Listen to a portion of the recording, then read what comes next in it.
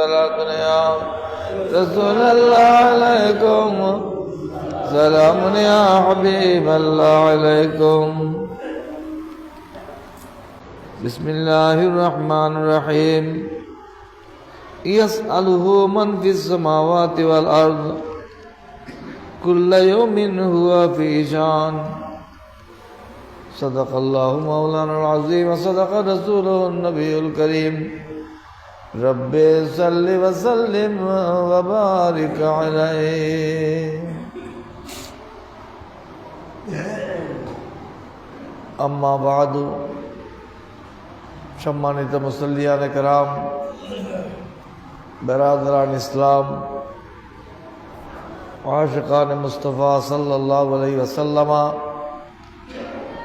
রহিমানি ওয়া রাহিমাকুমুল্লাহ তাআলা। আল্লাহ পাক জাল্লা শানুহু অনন্ত দুরন্ত শুকর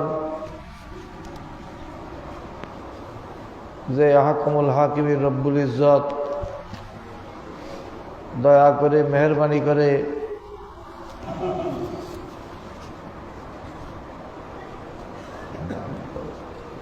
আজ পবিত্র রমজান মাসের দ্বিতীয় জুমা আদায় করার জন্যে হাটহাজারী উপজেলাধীন ফতেপুর রাস্ত হযরত হাসিম আসলাম রহমতুল্লাহ আলাইহি মাজার সংলগ্ন ফকিরা জামা মসজিদে এসে জুমার নামাজ আদায় করার জন্যে উপস্থিত হওয়ার তৌফিক দিয়েছেন, আলহামদুলিল্লাহ।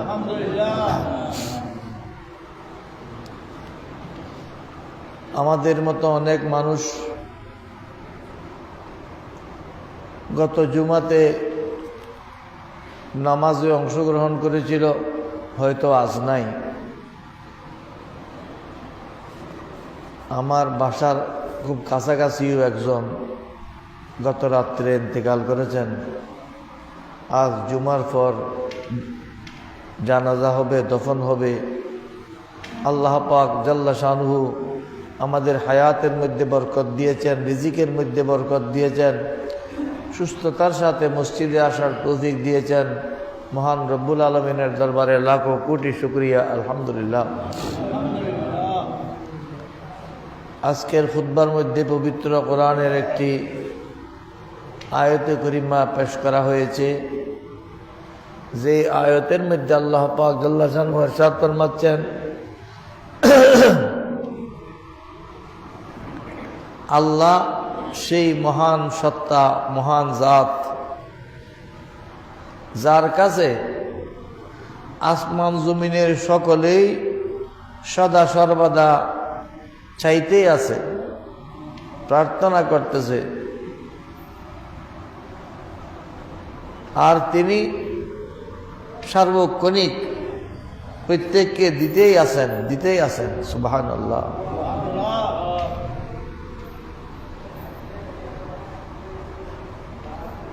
আমরা মানুষের স্বভাব, একটা জিনিস বারবার চাইলে, বারবার বললে আমরা বিরক্তি বোধ করি।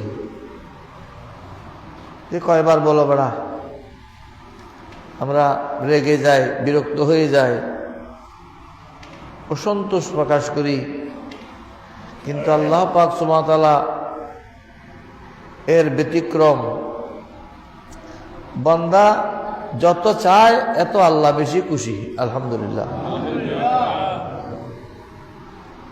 পবিত্র কোরআনের এই আয়াত দ্বারা স্পষ্ট হলো যে সার্বক্ষণিক সদা সর্বদা সব সময় আসমান জমিনের সকলেই, জিন, ইনসান, ফেরেশতা, পশু পাখি, কীটপতঙ্গ, প্রতিটি বস্তু আল্লাহর কাছে চাইতেই আছে, আর তিনি দিতেই আছেন। সুবহানাল্লাহ।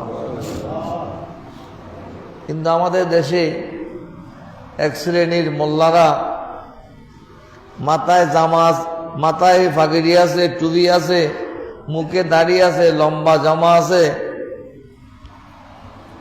কপালে নামাজের চিহ্ন আছে, তারা বলে কি বারবার চাইলে আল্লাহ বিরক্ত হয়ে যাবেন, নাউজুবিল্লাহ। কি বলে, আমরা যে তারাবির নামাজের প্রতি 4 রাকাত পরপর দোয়া করি, এই ধরনের দোয়া করা তারা বেদাত বলে। এইসব দোয়া তারা করে না।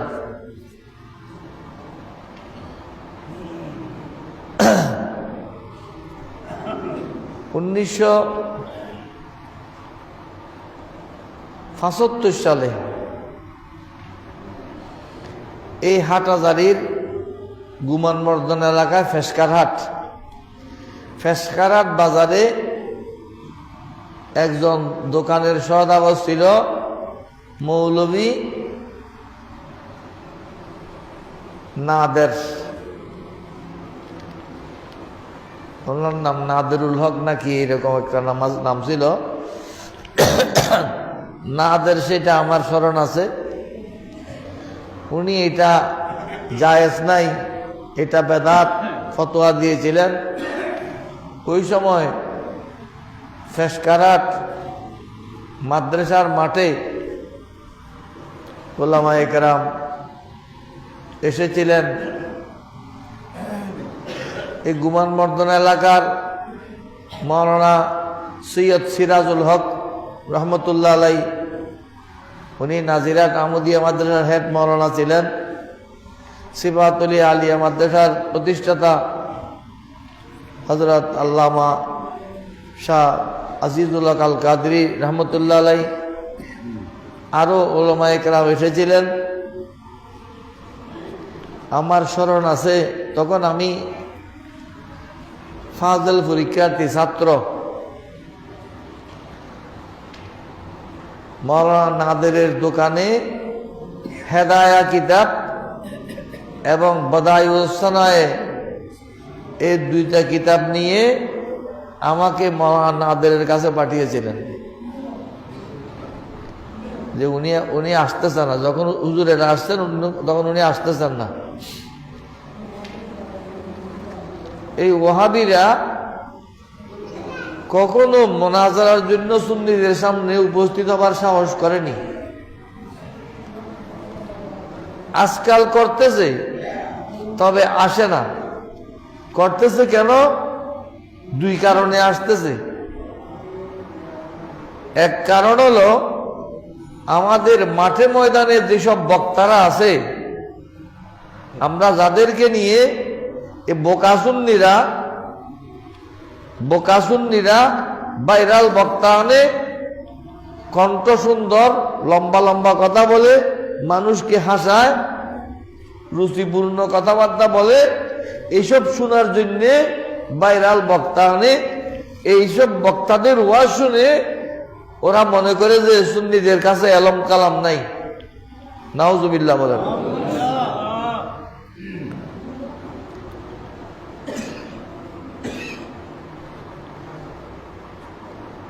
এই সমস্যা, এগুলো আমরা বললেও হবে না। কেন? 1400 বছর পূর্বে আল্লাহর প্রিয় রাসূল সাল্লাল্লাহু আলাইহি ওয়াসাল্লাম ভবিষ্যৎবাণী করেছেন,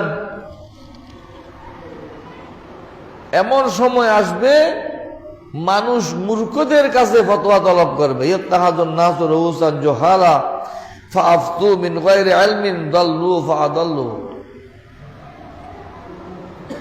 মানুষ ফতোয়া তলব করবে এমন ব্যক্তির কাছে যে জানে না, মূর্খের কাছে ফতোয়া তলব করবে। আর এই মূর্খ, আমি এত বড় লম্বা জামা পরেছি, মাথায় এত বড় ফাঁকরি পরেছি, আমি জানি না বললে তো একটা লজ্জার বিষয়। সে আনুমানিকভাবে একটা মন গড়া কথা বলে নিজেও গোমরা হবে, মানুষকেও গোমরা করবে। নাউজুবিল্লাহ। সেই সময় আমাদের সামনে। এক কারণ হলো এটা। আর এক কারণ হলো আমরা ঐক্যবদ্ধ নেই। মিলাদুন নবীর সময় সুন্নিয়তের যে জোয়ার ছিল সেই জোয়ার ইলেকশনের দিন আমরা দেখাইতে পারি নাই। এই কারণে তারা আমাদেরকে দুর্বল মনে করতেছে। কিন্তু আসলে চট্টগ্রামের বাজারে একটা কথা আছে, মৈশুর সিং দেখতে মেঘা মাইতি উজু। মৈশুর সিং দেখতে বাঁকা হলো কি মারবার সময় ঠিক জায়গায় মারতে পারে। বাতিলদের মোকাবেলার প্রশ্ন আসলে তখন যে যেই দলগুলো সুন্নি হিসেবে সব জড়ো হয়ে যায়, একত্রিত হয়ে যায়, এই জন্য তারা মোনাজারা করার জন্য সামনে আসতে পারে না।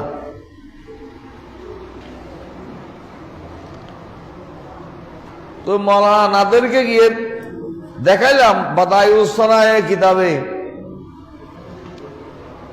প্রত্যেক 4 রাকাত পর, তারাবির মধ্যে প্রত্যেক 4 রাকাত পর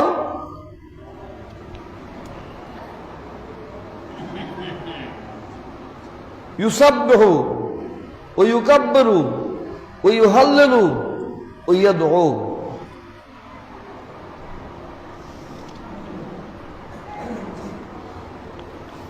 প্রত্যেক 4 রাকাত পর মুসল্লিরা 4টা কাজ করবে। তসবিহ পড়বে, তাকবীর পড়বে, লা ইলাহা ইল্লাল্লাহ তাহলিল পড়বে, আল্লাহর ওয়াহদানিয়তের কথা বলবে, আর দোয়া করবে। 4টা জিনিস। এই 4টা জিনিস ফতোয়ায়ে শামির মধ্যে এক জায়গায় করে একটা দোয়া আমরা যেটা বলি, সুবহানাল মুলকি ওয়াল মালাকুতি সুবহানাল ইজ্জতি ওয়াল আজমতি ওয়াল হাইবাতি ওয়াল কুদরাতি ওয়াল কিবরিয়া ওয়াল জবরুত সুবহানাল মুলকি হাইয়ুল লা ইয়ানামু ওয়া লা ইয়ামুতু আবাদান আবাদা সুবহুন কুদ্দুসুন রব্বুনা ওয়া রব্বুল মালাইকাতি ওয়ার রূহ। এই দোয়াটার মধ্যে তাসবিহ আছে, তাকবীরও আছে, তাহলিলও আছে। এরপর আমরা দোয়া করি, আল্লাহুম্মা ইন্না নাসআলুকাল জান্নাতা ওয়া নাউযু বিকা মিনান নার ইয়া খালাকাল জান্নাতি ওয়ান নার। কি চাচ্ছি? আল্লাহ, আমরা তোমার কাছে জান্নাতের প্রার্থনা করতেছি, জান্নাত চাইতেছি। আমিন বলেন না? ওয়া নাউযু বিকা মিনান নার, এবং আল্লাহ জাহান্নাম থেকে তোমার আশ্রয় প্রার্থনা করতেছি। আমিন। তাহলে জান্নাত চাওয়া আর জাহান্নাম থেকে মুক্তি চাওয়া। আমরা তো এই দোয়াটা প্রতি 4 রাকাত পর পড়লে কয়বার পড়তেছি? 5 বার। 5 বার না? 5 তসবিহার মধ্যে 5 বার। দিনের মধ্যে কমপক্ষে 70 বার আল্লাহর কাছে গুনাহ মাফ চাওয়া, ইস্তেগফার করা, এটা সুন্নত। আমরা তো একবারও পড়ি না। আস্তাগফিরুল্লাহ, আস্তাগফিরুল্লাহ, আস্তাগফিরুল্লাহ। আস্তাগফিরুল্লাহ মানে আল্লাহ তোমার কাছে আমার গুনাহ ক্ষমা চাচ্ছি। আল্লাহর কাছে জান্নাত চাওয়া, জাহান্নাম থেকে মুক্তি চাওয়া, এটা ভালো কাজ না খারাপ কাজ? ভালো কাজ। এটা আমরা এক তারাবির মধ্যে 5 বার পড়তেছি। 4 রাকাত পর একবার, তারপর 4 রাকাত পর একবার, তারপর 4 রাকাত পর একবার, তারপর 4 রাকাত, মোট 5 বার। কিন্তু আল্লাহ পাক সুবহানাহু ওয়া তাআলা ইরশাদ ফরমাচ্ছেন, আল্লাহর কাছে আসমান জমিনের সকলেই সদা সর্বদা চাইতেই আছে। সুবহানাল্লাহ। আমরা চাই না? চাই না। চাই না সেটা আপনি মনে করতেছেন যে চাইতেছেন। এখন যদি বাতাস বন্ধ হয়ে যায়, বাতাসের জন্য পাগল হয়ে যাবে, তাহলে আমার বাতাসের যে চাহিদা, আমার নাকের আগায় ওই বাতাস সদা সর্বদা কে পৌঁছাচ্ছেন? আল্লাহ পৌঁছাচ্ছেন। সুবহানাল্লাহ, এটা আল্লাহর দয়া। আমাকে হাত দিয়েছে, হাতের মধ্যে শক্তি দিয়েছে, এই শক্তি কার দেয়া? আল্লাহর দেয়া। আমরা সদা সর্বদা আল্লাহর নেয়ামতের মধ্যে, আল্লাহর দয়ার মধ্যে ডুবে আছি, কিন্তু আল্লাহর সেই অনুপাতে ইবাদত বন্দেগী জিকির আজকার করতেছি না। তারপরও আমাদের জিকির কম হলেও, ইবাদত কম হলেও আল্লাহ সদা সর্বদা আমাদেরকে দিচ্ছেন, সেটা দয়া করতেছেন। সুবহানাল্লাহ। हर घड़ी वो देने को तैयार है, हर घड़ी वो देने को तैयार है, जो न मांगे उससे वो बेजार है। কবি বলতেছেন প্রতিটি মুহূর্ত আল্লাহ বান্দাকে দেওয়ার জন্য প্রস্তুত। যে চায় না তার উপর আল্লাহ অসন্তুষ্ট। এ যারা চায় না, চাইতে লজ্জাবোধ করে, তাদের মধ্যে কোনো ওলি নেই, ওলি হয় না। বেলায়েতে মুতলাকা কিতাবের মধ্যে ওসিয়ে গৌসুল আজম সৈয়দ দেলাওয়ার হোসেন মাজবান্দাই রহমতুল্লাহ আলাইহি লিখেছেন, ওহাবীদের মধ্যে ওলি হয় না, শিয়াদের মধ্যে হাফেজ হয় না। শিয়া একটা সম্প্রদায় আছে, শিয়াদের মধ্যে হাফেজে কোরআন নাই, আর ওয়াহাবীদের মধ্যে ওলি নাই। সুবহানাল্লাহ। এমনি দেখতেছেন অনেক নামাজ পড়তেছে, অনেক কিছু করতেছে, আল্লাহর ওলিদের দ্বারস্থ হওয়া অনেক ক্ষেত্রে তারা সেটাকে শিরিক বলে। আমরা ভক্তিপূর্ণভাবে যাওয়া, ইবাদত বন্দেগী করে, তেলাওয়াত করে, নামাজ পড়ে, আল্লাহর কাছে ওই ওলির উসিলায় দোয়া করা, এটাকে পুণ্যময় কাজ, বরকতমণ্ডিত কাজ মনে করি। এটা আমাদের ফতোয়া নয়। ইমাম শাফিঈ রহমতুল্লাহ আলাইহি,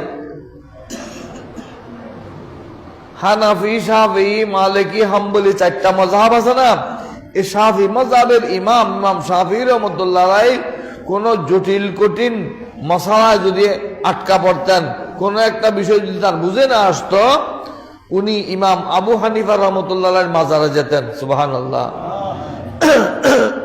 মাজারে গিয়ে সেখানে হানফি মাযহাব অনুসরণ করে 2 রাকাত নামাজ পড়তেন। নামাজ পড়ে আল্লাহর কাছে দোয়া করতেন, আল্লাহ, ইমাম আবু হানিফার উসিলায় আমি যেই জটিল মশলায় আটকা পড়েছি, আমার জন্য মশলাটি সহজ করে দিন। এই দোয়া করার সাথে সাথে তার মশলাটি সহজভাবে বুঝে আসতো। সুবহানাল্লাহ।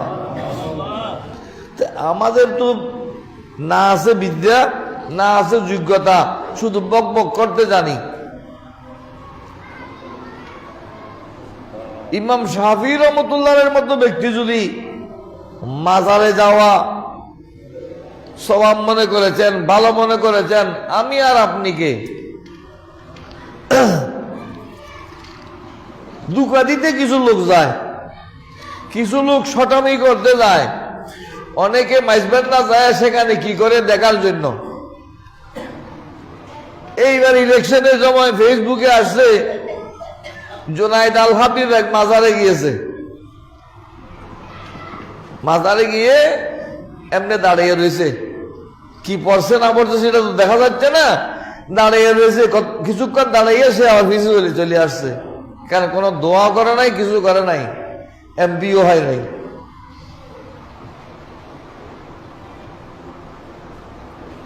আর আমাদের দেশের প্রেক্ষাপটে শাহজালাল ইয়েমনি, শাহ আমানত আলাইহিমার রহমতু ওয়া রিদওয়ান, এই 2 দরবারের, এই 2 ওলির বেলায়েতের ইশারার উপর এই দেশ চলে। সুবহানাল্লাহ। এটা যারা বিশ্বাস করে তারা বারবার ক্ষমতায় আসে। কেন? একটা আউলিয়া ইকরামের বেলায়তি শক্তি আছে। আমি যেটা দেখতেছি, একটা গাছ তোলার চেষ্টা করতেছি, কি বলে মারো টান হেইয়া, আলো জ্বলে হেইয়া, আলির বলে হেইয়া, বলে না?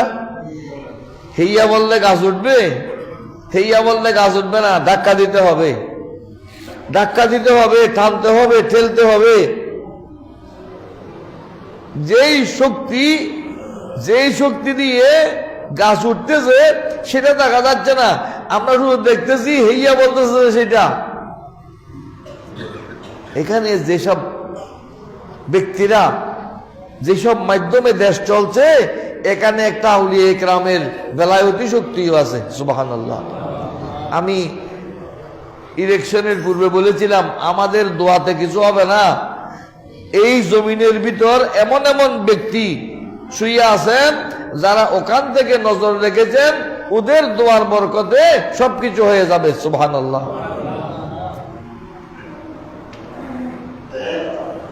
অতএব যারা আল্লাহর কাছে চাইতে লজ্জাবোধ করে, সাওয়াকে বেদাত মনে করে, সেখানে ওলি নাই। যারা চায় সেখানে অসংখ্য ওলি আছে। আলহামদুলিল্লাহ। রোজা রাখে, রোজার মধ্যে সবগুলো দেখতে একই রকম, দেখতে একই রকম হলে জিনিস এক হয় না। একজনে একটা জামা নিয়েছে 1000 টাকা দিয়ে, আর একজনে একটা জামা নিয়েছে 300 টাকা দিয়ে। দেখতে দুটোটা একরকম, কিন্তু বেশ কম আছে। একটা গাম লাগলে রং চলে যায়, আর একটা সাবান দিয়ে ধুইলেও রং যায় না। দেখতে একরকম হইলে জিনিস এক হয় না। আমরা নামাজ পড়ি না, নামাজের মধ্যে 2 রাকাত পর একবার বসি না, আত্মাইয়া পড়ি না? 2 রাকাত পর বসে আমরা আত্মাইয়া পড়ি। 4 রাকাত পর আবার বসি, সেখানেও আত্মাইয়া পড়ি। বসা একরকম, পড়া একরকম। শরীয়তের বিধান হলো, 2য় রাকাতের বসা, সেটা বসা ওয়াজিব। শেষ রাকাতের বসা, সেটা কি ফরজ। প্রথম 2য় রাকাতের বৈঠক যদি না বসে উঠে যায়, সুজদা দিলে নামাজ শুদ্ধ হয়ে যাবে। শেষ বৈঠক যদি না বসে, সুজদা দিলে চলবে না, সেটা আবার পড়ে যেতে হবে নামাজ। কয়েকদিন আগে এদিকে একটা মসজিদে তারাবির 2য় রাকাতের মধ্যে ইমাম সাহেব, হাফেজ সাহেব দাঁড়িয়ে গেছেন, কয়েকজনের লোকমা দিয়েছে, তারপর উনি বসেছেন, কিন্তু সুজদা দেওয়া ছাড়া উনি সালাম ফিরিয়ে নামাজ শেষ করে দিয়েছেন। কেন? এসব অবহেলা, ওদের ওই 2 রাকাত নামাজ তো হয় নাই। হয়েছে কিরকম হয়েছে? মাকরুহে তাহরিমি সহকারে হয়েছে। অর্থাৎ আবার পড়ে দেওয়া ওয়াজিব ছিল, পড়ে দেয় নাই। পড়ছিল সুন্নত নামাজ, কিন্তু আবার পড়ে দেওয়া ওয়াজিব হয়ে গিয়েছিল, সেই ওয়াজিব আদায় করে নাই। এই ধরনের ভুলভ্রান্তি আমাদের অঙ্গনে, এগুলো বললেও শুনে না। অনেক মসজিদ শহরে দেখবেন, গ্রামে দেখবেন, মাইক দিয়ে নামাজ পড়ে, মুসল্লি অনেক, 3 তলা পর্যন্ত মসজিদ আছে, মুসল্লি আছে। আমাদের এটা 2 তলা, 3 তলাও আছে, 4 তলা আছে, সব জায়গায় মুসল্লি আছে, মাইক দিয়ে নামাজ পড়তেছে। সেখানে মোকাব্বার না হলে নামাজ মাকরুহে তাহরিমি আমি অনেকবার বলেছি, অনেক মাহফিলে বলেছি, এই মসজিদেও বলেছি, কিন্তু শুনে না, হুজুরেরা শুনে না কেন? সে বলতেছে আওয়াজ তো শুনতেছে, আওয়াজ শুনলে হবে না।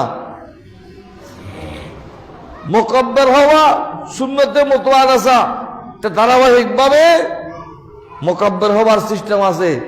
অতিরিক্ত মানুষ হলে মুকাব্বির হওয়া সুন্নত। যেই নতুন কাজের কারণে সুন্নত বন্ধ হয়ে যাবে সেটা হলো বেদাতে সইয়া, হারাম। আমি মাইক দিলাম, এই মসজিদেও আমার একবার হয়েছিল। প্রথম আমি যখন এসেছিলাম, কিছু কিছু লোকে মাইক আছে মুকাব্বির কালাম, মাইক আছে মুকাব্বির কালাম, এগুলো হাউ হাউ করেছিল অনেকে। দেখা গেল একদিন আমি সহিদা থেকে উঠার সময় ওই এখানে এটা দিছে, এটা কি বলে স্পিকার, এ তার ওইটা ছুটে নিচে পড়ে গেছে। আমি দাঁড়িয়ে গেছি, আমি কি ওইটা আবার নেব? আমি ওইটা নিতে গেলে নামাজ ভেঙে যাবে। বাস্তব সেরকম হয়। যাই হোক, আমি বলতে চাচ্ছি আল্লাহর কাছে চাওয়ার মধ্যে কোনো লজ্জাবোধ করা যাবে না। আল্লাহর কাছে যত চাইবেন, যত কাঁদবেন, খলিফা হারুন রশিদের দরবারে দুইজন ভিক্ষুক যেত, বাদশাহ প্রত্যেককে 2 দিরহাম করে দিতেন।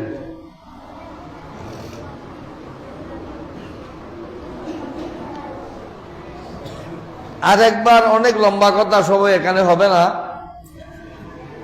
আরেকবার একজনের চাহিদা একটু বেশি হয়েছে, 2 টাকায় তার হয় না, আরো বেশি যাওয়ার জন্য বাদশার কাছে গিয়েছেন। দরওয়ান বলেছেন যে বাদশা মসজিদে আছে। মসজিদে গিয়ে দেখতেছে বাদশা 2 হাত তুলে কেঁদে কেঁদে আল্লাহর কাছে ফরিয়াদ করতেছে, দোয়া করতেছে। সুবহানাল্লাহ। ফকির চিন্তা করলো, কিরে আমি তো কি ফকির, বাদশা তো দেখি আমার থেকেও বড় ফকির। আমি তো 1 হাতে চাই, বাদশা তো 2 হাতে চাইতেছে, ঠিক না? আমার চেয়ে বড় ফকির হলো কে? বাদশা। কোন বাদশা? যে এই বাদশা 2 হাতে চাইতেছে, মুনাজাত করতেছে, 2 হাত উঠেছে না। আমি তো 1 হাতে চাই, বাদশা তো 2 হাতে চাইতেছে। তাহলে বাদশা তো আমার চেয়েও বড় ফকির, আমি বাদশার কাছে চাইবো কেন? বাদশা যে যার কাছে চায় আমিও তার কাছে চাইবো। সুবহানাল্লাহ। আর বাদশার কাছে যাই নাই।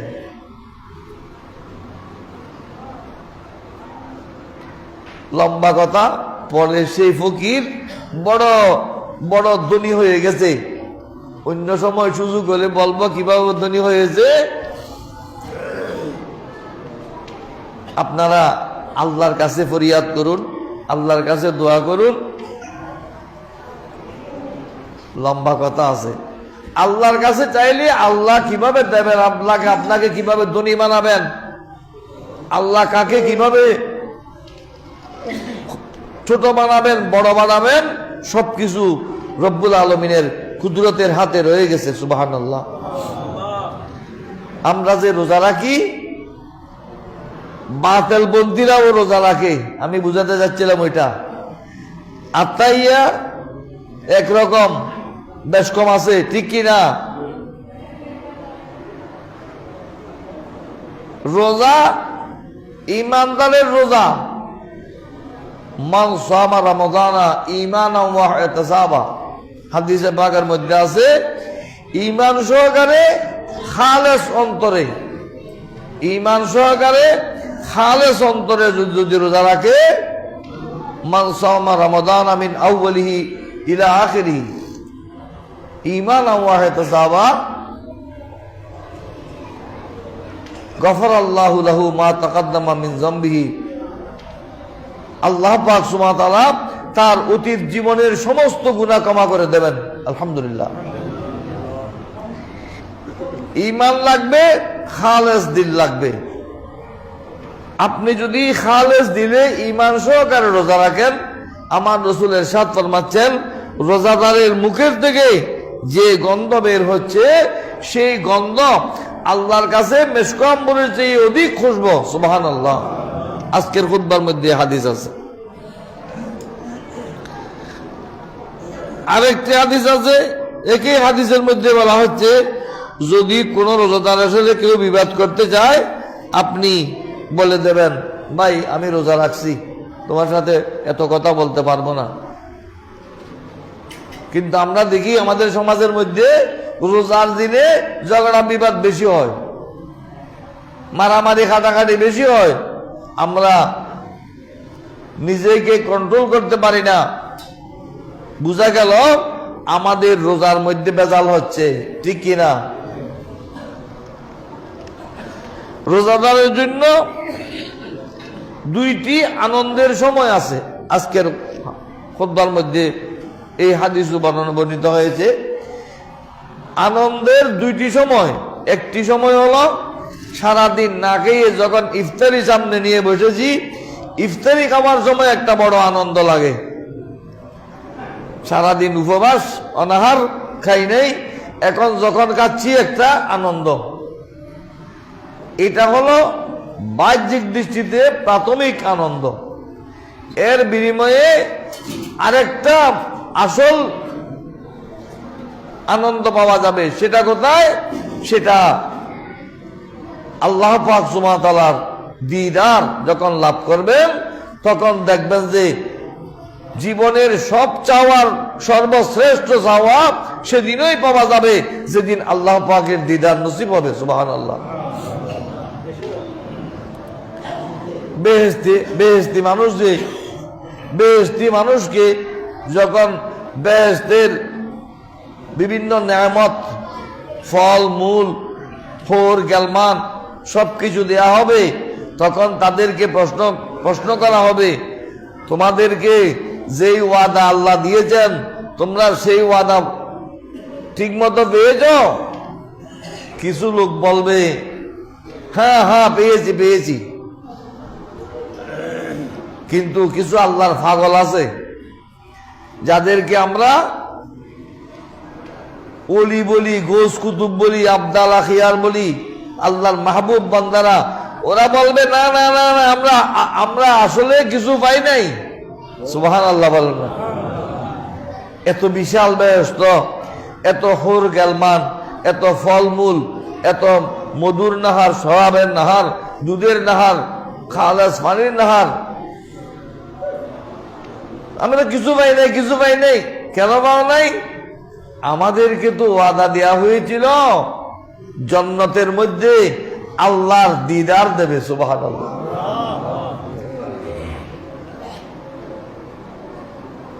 এনে ওনারা সহজে বুঝিবার যা কই দিয়ে বিবাহ অনুষ্ঠানে মজার খাওয়াগুলো মকসুদ। খাবার খেয়ে বর চলে আসবে না বর বধূ নিয়ে আসবে? কোনটা? বিয়ে না করে বললাম না মাত্র।